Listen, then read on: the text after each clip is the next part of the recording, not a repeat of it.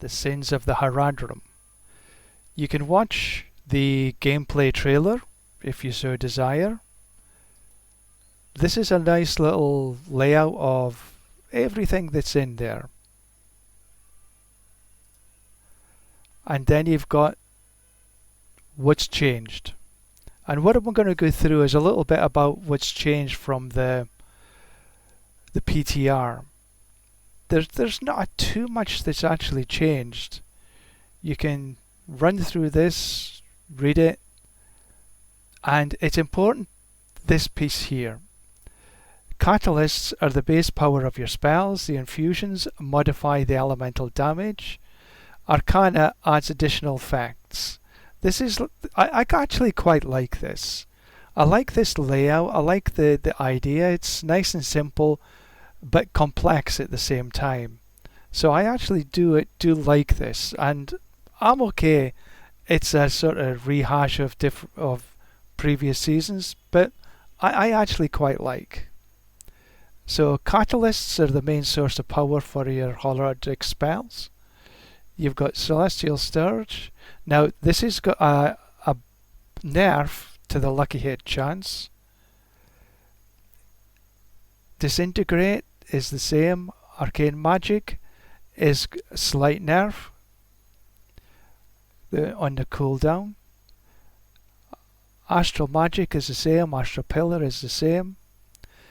When we come to infusions, you've actually got a fairly big buff for Smouldering Ember, which is about burning damage. So I'm guessing this synergy with the Hydra is going to be pretty intense. Nebulous Extract is got a little bit of a buff for the Summoner. Glacial Nimbus has got a slight buff on the 8 seconds. Corrosive Vapor has got over a double buff on poisoning damage. This is damage over time. And deactivates Monster Vampiric for 8 seconds. It's a buff. Thunderous Particle is the same. Got a fairly big buff to the actual damage. 320% up to from 150. That's lightning. So things like the Cataclysm Druid, that would have lightning. All the lightning spells from the Druid. The Spiritborn is lightning. Arcanas look to be mostly the same.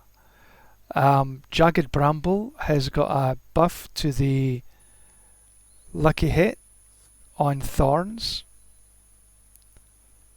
Everything else looks to be pretty much the same. Then you've got Sharpening Gizmo. Damage from your catalyst is, instead of a range, it's a single figure, 50%, to deal 200% physical damage.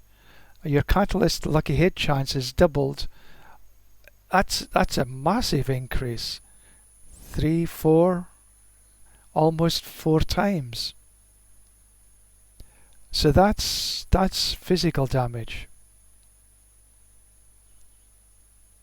Then I have to admit, I do quite like this floaty bubble.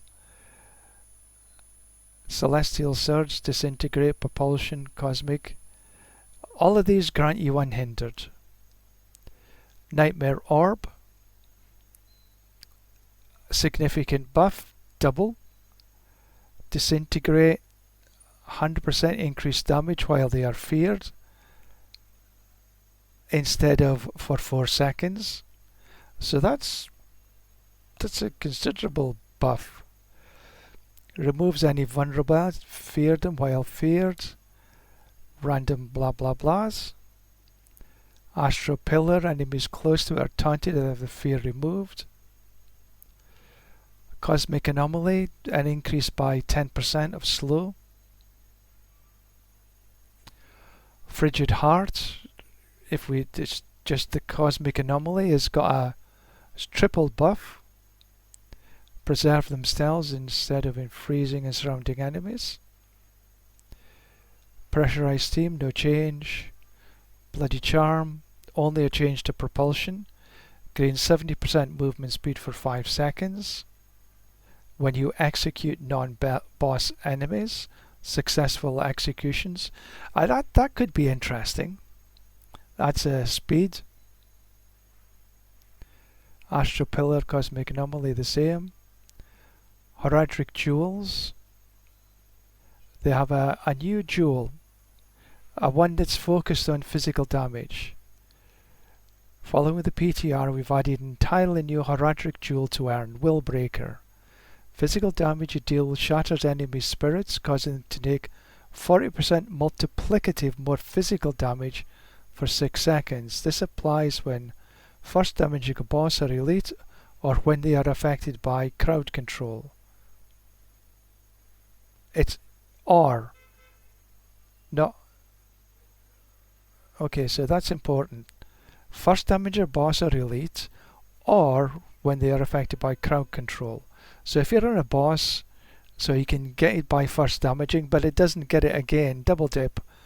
If you crowd control, well, you can't crowd control a boss anyway, so never mind. I'm talking bullshit.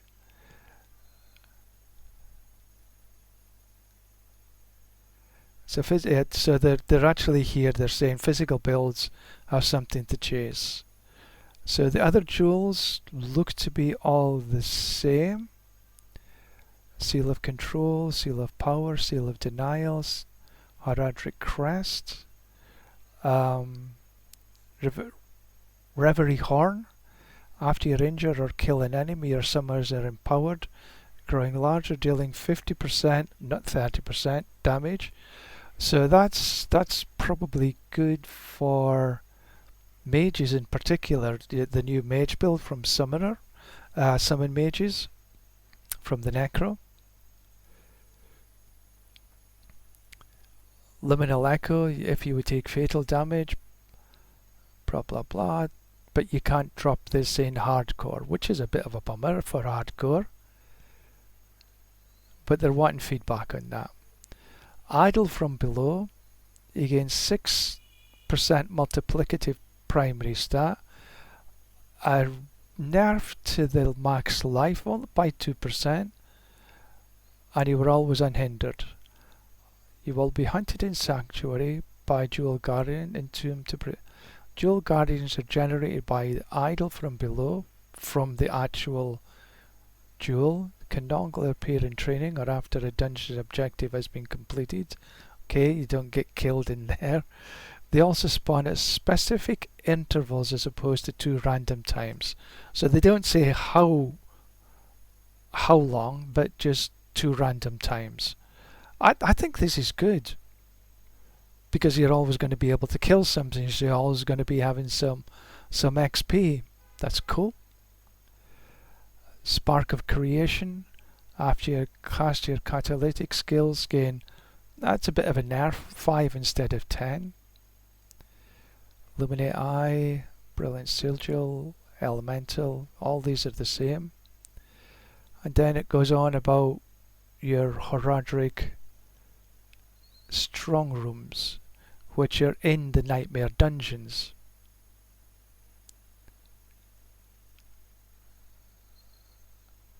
Found within Nightmare Dungeons, strong rooms are potent micro-dungeons that hold powerful rewards and new fearsome mummified enemies. Yum yum. We like these. Obtained through a seasonal questline, use your Heraldric Wayfinder to find the Heraldric knowledge. Finding the strong rooms, how do you find them? Couple of ways. Nightmare Dungeons, increase the difficulty level to Torment 1 and above, that is. Second and more potent is to find a Nightmare Dungeons sigil. With that, guaranteed a Heraldric strong room will appear. Okay, that's good. And it just goes on a little bit about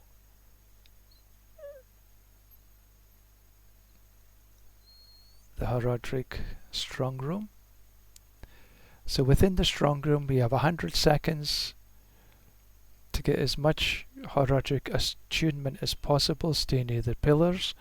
And okay, they changed it a wee bit. The pillar rituals completed in any order, and these rituals now complete more quickly with a larger radius to kill within. Okay, well that's plus. Upon completing each pillar, monster kills will gain 2 increased Horodic attunement for 15 seconds. But if you die, it'll remove time. Okay. Locate the shrines, blah blah blah. You need to fight one of the several potential bosses. Doesn't say which ones.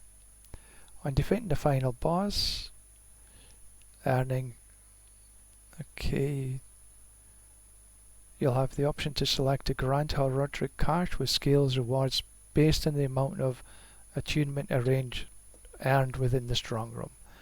Earning you powerful rewards obducite on leaving the strong room. You'll be gaining buffs for completing, which will do until the end of the dungeon. Okay, so you got either experience, reputation, obducite, gold, or Roderick files. Okay, sounds pretty neat. Nightmares have a way of seeping into the marrow, blah blah blah.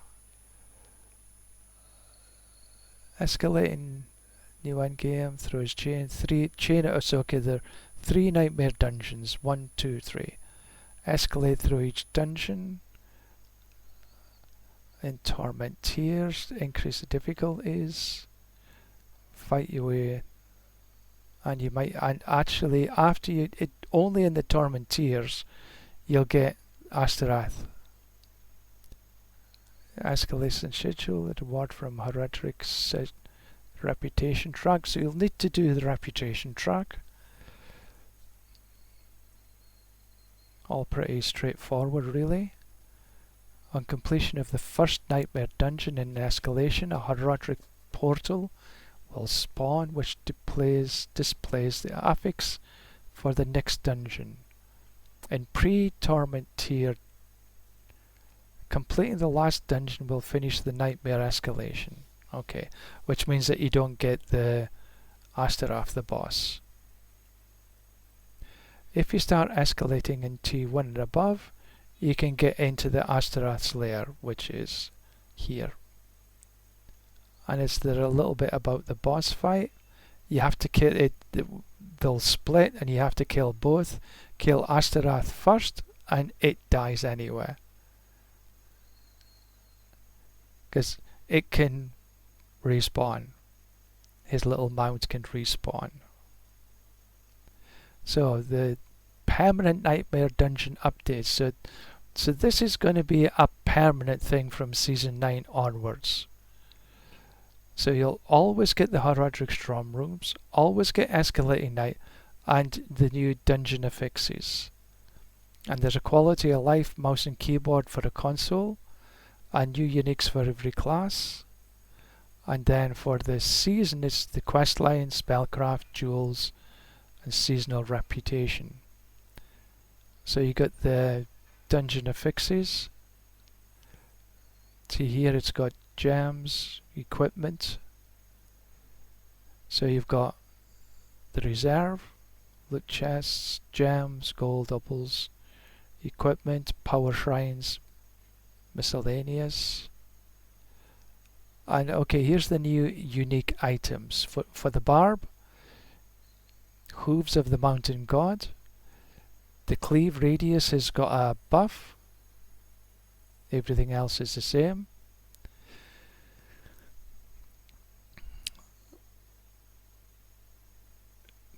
Druid is Rotting Lightbringer. So you've got a buff to the willpower, buff to the poison, the others stay the same. And then if no puddle is around you, Pulverize forms a puddle that guarantees its own overpower and deals 200 to 600 of his normal as poisoning over 7 seconds. Pulverize causes all close puddles to splash 20 to 60 of the total damage within their areas and around them. Pulverize radius increase will affect the size of the puddle. So the bigger pulverize you've got, the bigger puddles you've got. So that's a change. And it's a buff. It used to be 200 to 400, now it's 2 to 6. 20 to 60 instead of 20 to 40. So that's actually something quite positive. Okay, Necro, Skeletal Mages. Archmages teleport when attacked, and their attacks occasionally shatter, dealing 50 to 100% increased damage to the target and the 3 additional. The time between attacks shattering has been reduced by 50%, so they're quicker. Skeletal Archmages now become unstoppable after teleporting, and the Archmage slice slightly increased. So that's a buff. Rogue, Death Mask of Nermitruk, maybe? Nermitruk? No changes. Sork, Orphidian Iris. So they've changed it from crit strike chance to attack speed, but with the same percentage, and changed it away from Devouring Braze to Primordial Binding. Interesting. Okay, no other changes. Spiritborn. See, this is annoying. Why the F did they actually nerf it? There was absolutely no need whatsoever, but they've nerfed the pants from 2 to 300 to 100 to 150, so it's 50% less damage. Grrr. The drop locations. So if you're at it's a bit of a bummer, really. So for the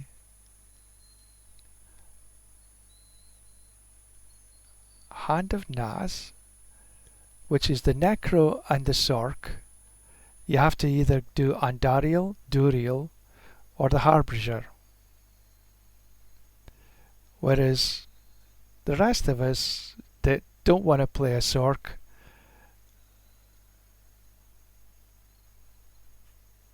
or a Necro, they can get in some of the lesser bosses, Beast, Varshan. Grigor hasn't got anything, unless I'm missing something. So there's no drops from Grigor or Zir. Okay, it is what it is. And then they're on into the changes in the reliquary. Cute little dog. Think it's a dog? Maybe, whatever. A new pet. You got the seasonal journeys. Oh, it's taking a bit of time to load, isn't it?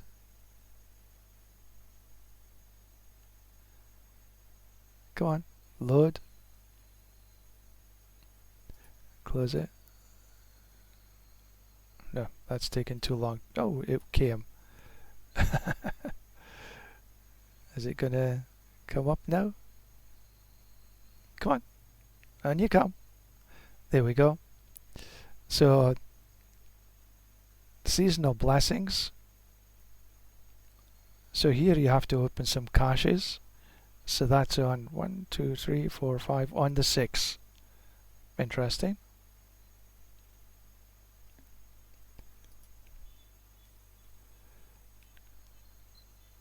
So that's the seasonal pet.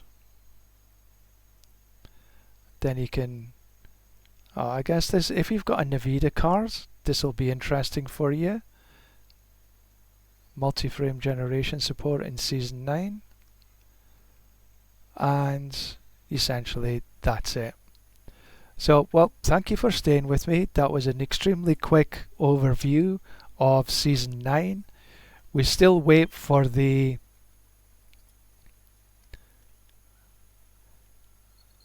actual campfire chat, which is going to be, I believe, on Friday. For me, anyway. So, thank you very much for watching, and we'll see you in the next one. Bye for now.